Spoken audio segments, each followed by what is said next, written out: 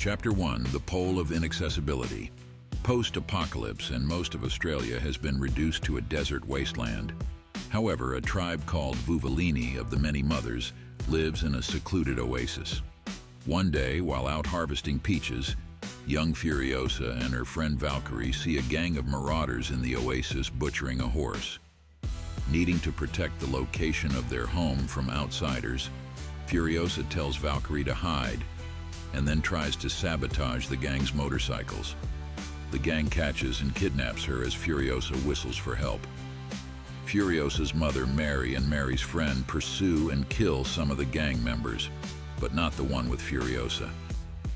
Eventually, the surviving gang member arrives at his camp, which is run by the bloodthirsty Dementus. Before the gang member can give the location of the oasis, Furiosa manages to slit his throat. Dementus, who notes he lost his own children during the apocalypse, has Furiosa taken to a tent and promises to take her home the next day. During a sandstorm, Mary sneaks in and manages to kill Furiosa's guards and flee with her daughter. But Dementus tracks the pair with his bloodhounds. Eventually, Dementus and his gang capture the duo. He brutally tortures Mary in front of Furiosa for the oasis location, but Mary never reveals it before she dies. Furiosa then goes silent, refusing to talk for years. The only thing Furiosa has to remind her of home is a seed from the peach tree that she was harvesting. Chapter 2, Lessons from the Wasteland. Furiosa is kept as Dementus's prisoner, although he often refers to her as his daughter. She is forced to witness as his gang grows in size and brutality. One such moment is when Dementus and his friends corner a smaller group and force them to join his gang. As part of the ritual, the leader of the smaller group is chained to 5 motorcycles. The other members of the group are then forced to fight to get on the motorcycle. Otherwise, Dementus will have them all killed. After the 5 victories, they take their seats on the motorcycle. They drive off and tear their old leader apart. Dementus and his gang later find a brain-damaged war boy wandering in the desert, having clearly been wounded in a battle with an unknown enemy. The war boy tells Dementus of his home in the Citadel, where there is plenty of water and food. While looking through the war boy's gear, they shoot off his flare gun, and it dyes Dementus's beard red, much to Dementus's pleasure. Dementus and his gigantic gang drive into the Citadel, a fortress built within rock formations that pumps clean, fresh water from beneath the surface into a cistern at the top of the rock formations, and tries to turn the people against their leader, a man named Immortan Joe. Joe, along with his aide the People Eater, and sons Rictus and Scrotus, mocks Dementus. He has his war boys, Joe's soldiers, lob explosives onto Dementus's gang from on high, and use cranes to hoist away many of their vehicles. Dementus retreats with what remains of his forces, but begins watching the Citadel. He learns that the Citadel trades food and water for gas from nearby Gastown and bullets from another nearby place called the Bullet Farm. Dementus and his forces manage to overrun one of the Citadel's transport trucks, called a war rig, on its way to Gastown, and uses it to sneak in his warriors.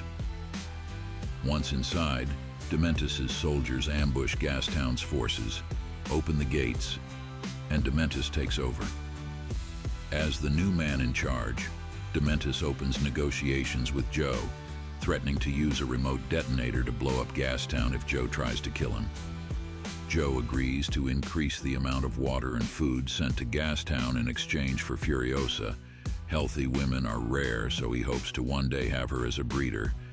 And for the organic mechanic, a man with medical knowledge. Dementus rejects the deal, saying that Joe will not separate him from his daughter, but Furiosa speaks up for the first time in years and says she's not his daughter and that she wants to join the Citadel. Dementus then accepts the deal.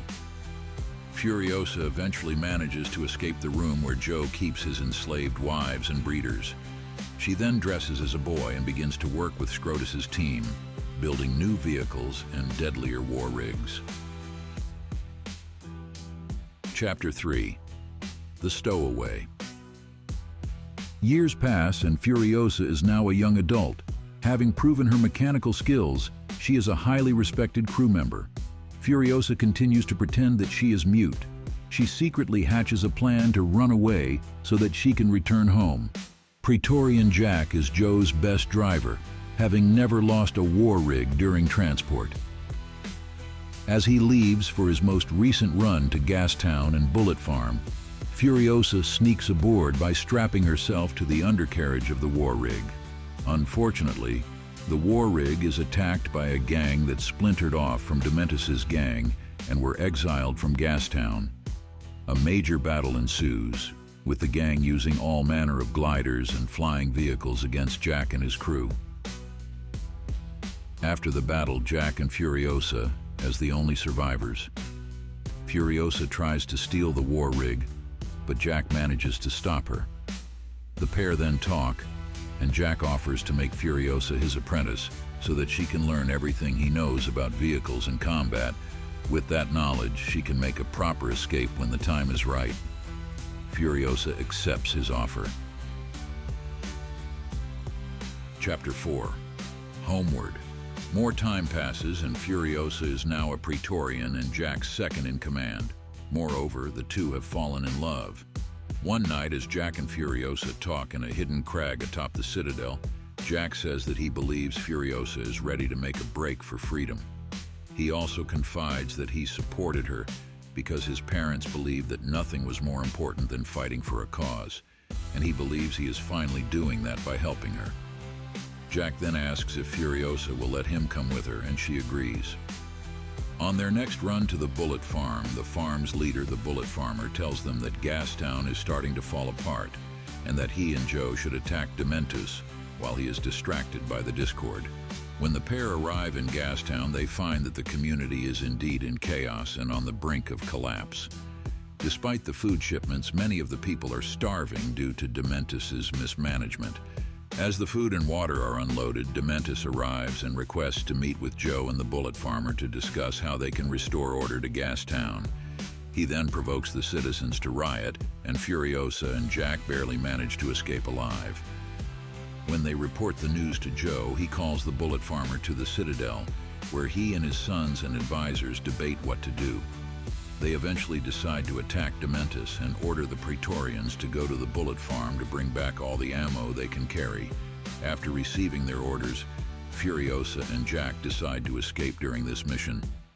At the Bullet Farm, the Citadel forces are attacked by Dementus and his soldiers. Dementus had anticipated that Joe and the Bullet Farmer would try to take all the ammo and kill him, so while the farmer was gone, he launched a surprise attack against the farm and took it for himself. The war boys are quickly killed off and Jack is trapped inside Bullet Farm. He yells at Furiosa, who avoided the trap, to escape while he launches a one-man attack on Dementus. She refuses to abandon him and enters the Bullet Farm willingly. The two of them manage to make a miraculous escape. Enraged by their defiance, Dementus and his forces pursue the pair.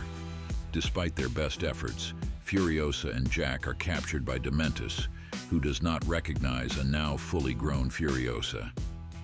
To punish them for their hope and love, he chains Furiosa up and then has Jack killed by being dragged to death by a motorcycle and eaten by his bloodhounds. During the spectacle, Furiosa saws off her arm that was handcuffed, sabotages Dementus's vehicles, and escapes.